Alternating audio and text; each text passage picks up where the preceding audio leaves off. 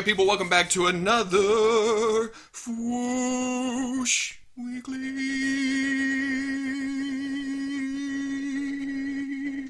And I haven't even thought of an intro. I don't know what I'm going to talk about. I turned on the camera and went... If you watched my Casey Jones mask review yesterday, I may have, reached the limits of embarrassment. Like there's a limit. Come on, look at this. But today, let's talk about some Square Enix. Let's talk about some Medicom, the MAFEX line. The MAFEX line, like I talk about anything else Medicom on this channel. Some more S.H. Figuarts, Avengers Infinity War. You gotta eat that Avengers Infinity War. And then some Hasbro Star Wars Black Series. First up, you've heard me say it before. You're gonna hear me say it again as this line grows and grows. But I have no clue what I'm about to talk about. And that's not much of a surprise when it comes to this channel. But Square Enix has solicited their Bring Arts Final Fantasy Odin with Sleipnir. I think that's how you say it. When it comes to pronunciations, you guys know I'm not the greatest, but I'm going with Sleipnir, like Mjolnir, Sleipnir, whatever. And then the Bring Arts Kingdom Hearts 3 Riku. Again, I know nothing about these, but god dang if these don't look freaking beautiful. I think it's the paints, the colors, the application. It just kind of a dreamy effect to it. The colors blend into each other, it's nicely applied, and from what I've heard, the articulation on this line is amazing too. So you put those two factors together, and I'm going to be interested. But I've never played Kingdom Hearts 3, and I haven't played Final Fantasy since, what was it, the mid to early 90s with 8? What was the one with Sephiroth and Cloud? And I didn't even play the whole game. We'd get off our shift at Pizza Hut delivering pizza, come home, switch, that dude would go to his job. The game was constantly going, but different people were playing at any given time. So I don't know a lot about Final Fantasy either, but good action figures. But for $278, it better be a damn fantastic action figure. It better jump out of the box and play with me. I really gotta script these things. But the Riku is a much more reasonable $65, somewhere in there. They're both supposed to drop in July, and given the price, but it looks so good. Honey, can we sell the house? Are you sick of hearing about Avengers Infinity War yet? No? Good, because it's the gift that keeps on giving. And it's the same figures we talked about last week, only different routes of distribution and, more new pictures. They set these up in the Tamashii Showroom last week, and they look even better in poses and in person altogether. What can I say? There's a bug flying around. Go away, fly! I will admit, after the initial shock of them putting out this many figures at the same time, Captain America's face, just like the Hasbro one, I don't know, it's looking a bit weird. But putting all these guys together with Thanos, Thanos is looking nice and large. He's large. But I was linked to this video showing the back of Spider-Man, Iron Spider. Wouldn't want to get in trouble there. And I know there's been some arguments about whether Iron Spider will come with his leg grabby thingies arms, saying that Bandai or Tamashii Nations usually doesn't hold back items. They show everything at the first. But Exhibit A is Captain America. Where's his shield? All the solicits say he comes with optional parts or a new accessory. They're not showing it, even though that surprise has been blown. But doesn't it look like Spider-Man's back has some odd-shaped panel piece that comes off? I will admit, if it is a panel piece that comes off, it looks like a shitty panel piece that comes off. I mean, they did nothing to try to sink it in. So maybe his back does look like it's sculpted, raised up in an odd shape. Maybe that's the movie look. But to my eye, it looks like a piece that comes off and maybe a backpack piece goes on with some arm legs. Or maybe they're selling the arm pieces separate later.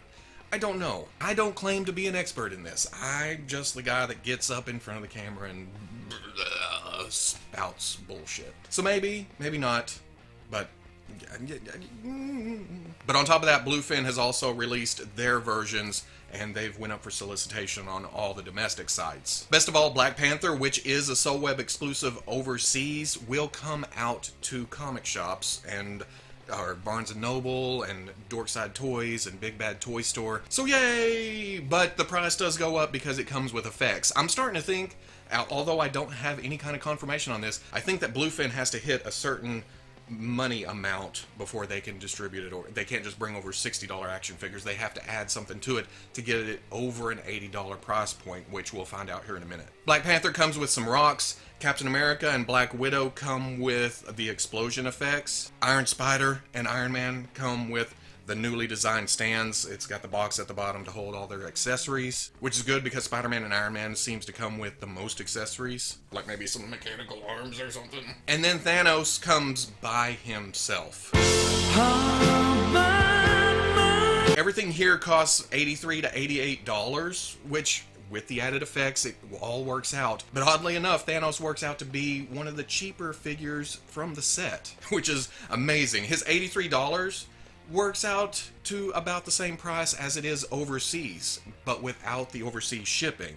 All the rest work out to the same price with the added $20 of their whatever they come with. My English is great. The only other difference here is most of these will release a month later after their overseas releases. Again, Bluefin bringing it in, getting it out to their distributors. Also in the Tamashii Showroom last weekend would be some more Star Wars figures. The upcoming Darth Vader, looking good.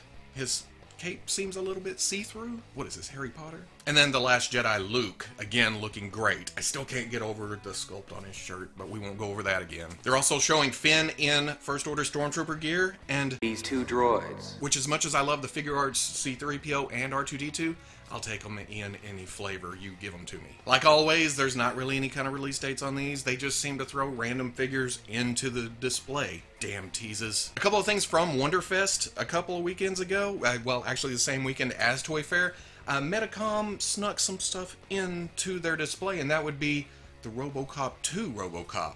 I actually showed a picture of this right after that show, and somebody pointed out, hey, that's not the same Robocop. It's even labeled Robocop 2. I did not even see it. I was so focused on Eggsy that I missed it. But no solicitation info on this yet. Maybe they're just putting it in the case to drum up some, interest to see who wants it and who doesn't. We still have kind of a wait for the first Robocop, so who knows what they're doing. It's Medicom, man. And then, in news that surprises no one at all, we're used to this with Medicom, and that would be The Dark Knight Rises Batman 3.0 has been pushed to April. It was supposed to release about this time, sometime in March. It's been pushed back. But if things hold up, it'll be a great figure, despite the pushback. So, I'm good with that. And then finally, Hasbro has sent out some new promotional shots for their Hasbro line.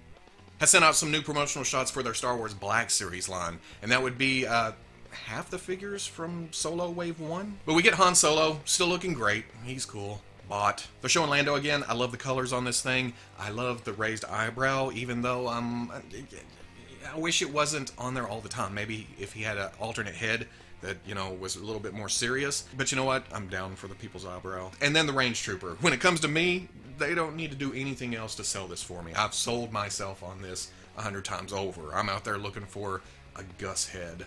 I'm not quite sure what I'm looking for yet. They've shown new pictures of the Target exclusive Gamorrean Guard. The box is looking great. When I see package shots, it makes me want it even more. I just want to...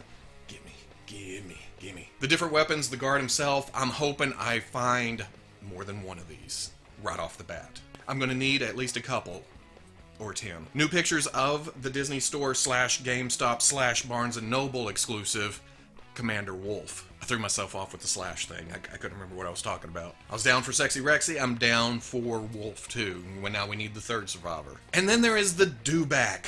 Seeing this in package too, with the trend of the vehicles going on clearance directly after they are released, I don't want to get too many of these right off the bat, but I'm going to have to get one at full price, and then we'll see how that goes afterwards. Because it's listed at $60. For a fully articulated animal, and then another Sand Trooper, I'm good with $60, but I don't know how good I am with 10 at $60. Now, it's odd they're throwing all these promotional shots out at the same time, because the Han Solo Wookiee Wednesday, Force Friday, come get your toys, not until this date though thing is coming up in April. And I could spout out a date, which I think is right, but I'm not sure. All I know is sometime in April. We know Solo Wave 1 is waiting until then. Is the rest of this stuff going to be available at the same time? Is it going to come to Target and GameStop? And, well, the Dewback is general release. It'll release on all the websites, all at the stores, except Toys R Us, because I'll have my damn zuckus. I don't know, not getting my hopes up. I'm expecting just Solo Wave 1, but if the rest come out too, then I'm there. We also saw this pop up on Instagram in the past few weeks, and it appears to be packaging art for a Bantha with Tusken Raider Rider. It says Black Series. Could it be that they're planning a 6-inch. Hell, as far as I'm concerned, it doesn't even have to move. It could just be, you know, a statue underneath a pile of fur with a saddle, some horns, and, you know, the mouth. But we probably won't hear anything about that until at least San Diego. But listings for an Episode 5 Han Solo has also been making the rounds. It was up on Amazon. It was pulled down, but at least at the time I wrote this down, it was up on Walmart.com. So Episode 5, that would be, you know, either Hoth or Bespin. So I'm, you know, hoping for a Bespin with the face printing tech. Again, we probably won't hear anything about this until at least San Diego. And that's it for this week. Not a lot, but some cool stuff. I'd like to mention I hit my P.O. box, and I don't put that out very much that I have a P.O. box, but somebody sent a very, very nice postcard just saying how he digs the channel on an old school postcard. That is amazing. I really appreciate it. And he asked to check out his Instagram at PollyColumbus. If you'd like to send anything in, fan mail, drawings, toys to review, your eternal soul, you can send that to P.O. Box 8416, Van Buren, Arkansas 72956. I'm pretty sure that's right off the top of my head. I'll have that down here. And it's down in the description too. So, whatever, if you're so inclined. So if you like this Foosh Weekly, comment, like, subscribe, and I will catch you on the Foosh.